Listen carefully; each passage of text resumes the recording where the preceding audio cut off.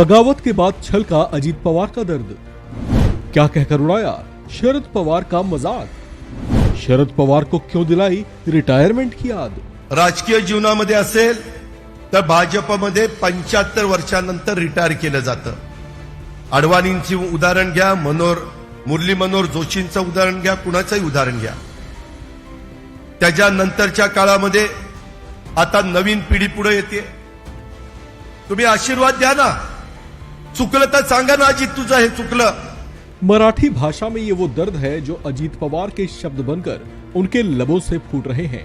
अपने इस बयान में वे अपने चाचा और एनसीपी सुप्रीमो शरद पवार का जिक्र कर रहे हैं और कह रहे हैं कि आपने मुझे सबके सामने खलनायक के रूप में चित्रित किया।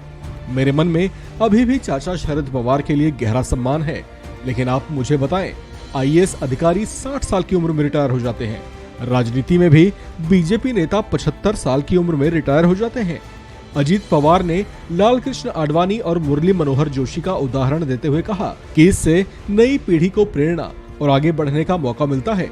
अजीत पवार ने शरद पवार पर तंज कसते हुए कहा कि आप तो 83 साल के हो चुके हैं, कि आप अब रुकने वाले नहीं हैं। उन्होंने कहा कि शरद पवार जी को अब अपना आशीर्वाद देना चाहिए। इस पर सुप्रिया सुले ने पलटवार करते हुए कहा कि आप हमारा अपमान कर सकते हैं, लेकिन हमारे बाप का नहीं। अजीत पवार ने हालांकि एनसीपी सुप्रीमो शरद पवार को अपनी उम्र के तकाजे को ध्यान रखते हुए रिटायर हो जाने की नसीहत दी है, लेकिन जो आस्थावान विधायक अभी भी शरद पवार के साथ बने हुए हैं, उन्होंने खुलकर कहा कि अजीत पवार को अपने बयान पर ध्यान देना चाहिए, क्योंकि राजनीति के इस शेर में अभी भी बहुत जान बाकी है। 19 में हम सब राजनीति में जब आए थे और विधानसभा के लिए खड़े थे, तब पवार साहब 82 थे और पवार साहब के कारण हम में से मेजॉरिटी लोग चुन के आए हैं, इसलिए एज बहुत मैटर करता है, ऐसे हमको तो नहीं लगता। लेकिन उन्होंने ये भी कहा है कि क्या आप लोग एमएलए काउंट कर रहे हो, हम लोग एमएलए जिताने वाले हैं, ये शरद पवार ने कहा। शरद पवार ने कहा कि हम लोग एमएलए जिताने वाले हैं। पहले दिन ही पवार साहब ने कहा था कि कल से अभी लोगों में जाना है, और पवार साहब ने जो कहा उन्होंने चालू कर दिया।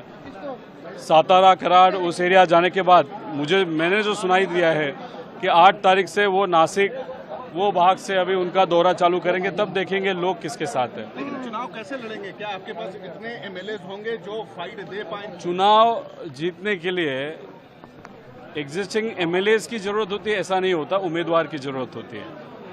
अभी उम्मीदवार की बात करें तो बहुत सारे ऐसे लोग हैं जिनके पास ताकत थी, उनके पास संधि नहीं थी। तो अभी ये घटने के बाद तो बहुत जनों को वहां पे संधि मिल सकती है। अभी देखो आगे होता है क्या। कैसे चलेगी? पार्टी नेताओं से नहीं चलती, पार्टी कार्यकर्ताओं से चलती है, एक विचार से चलती है, और जो विचार आप कांस्टेंट रखते हो उस विचार से चलती है। अभी एक विचार पवार साहब ने 60 साल तक कांस्टेंट रखा, उसी विचार के साथ हम कार्यकर्ता काम कर रहे हैं। अब विचार अगर आप हर वक्त बदलोगे तब लोगों का आप पे विश्वास उड़ जाएगा।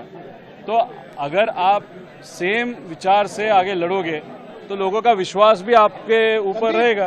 समाज के उनका जो सपोर्ट आपको मिलेगा, आप अजीत दादा 83 साल के हो गए, रिटायर हो जाइए, आशीर्वाद देना चाहिए उनको, लेकिन अभी भी जो है वो उसी पे रहना है। 82 साल का शेर अभी भी जिंदा है। एनसीपी चीफ शरद पवार में आस्था रखने वाले उनके भरोसेमंद नेता अभी भी उनमें यकीन रखते हैं। उन्हें लगता है कि शरद पवार एक मजबूत बरगद की तरह हैं, जिनमें अभी भी बहुत राजनीति बाकी है। आपको बता दें कि अजीत पवार के खेमे ने 2 जुलाई को बगावत की थी, जिसके बाद वे एनडीए खेमे में शामिल हो गए थे। अब चर्चा है कि अजीत पवार पूरी एनसीपी पर ही अपना नियंत्रण चाहते हैं। उन्होंने बोल भी दिया है कि उनके पास एनसीपी के 40 विधायकों का समर्थन है। ऐसे में एनसीपी के भविष्य की दिशा का अंदाजा लगाया जाने लगा है। इस खबर में फिलहाल इतना ही। बाकी अपडेट्स के लिए बने रहिए वन इंडिया हिंदी के साथ।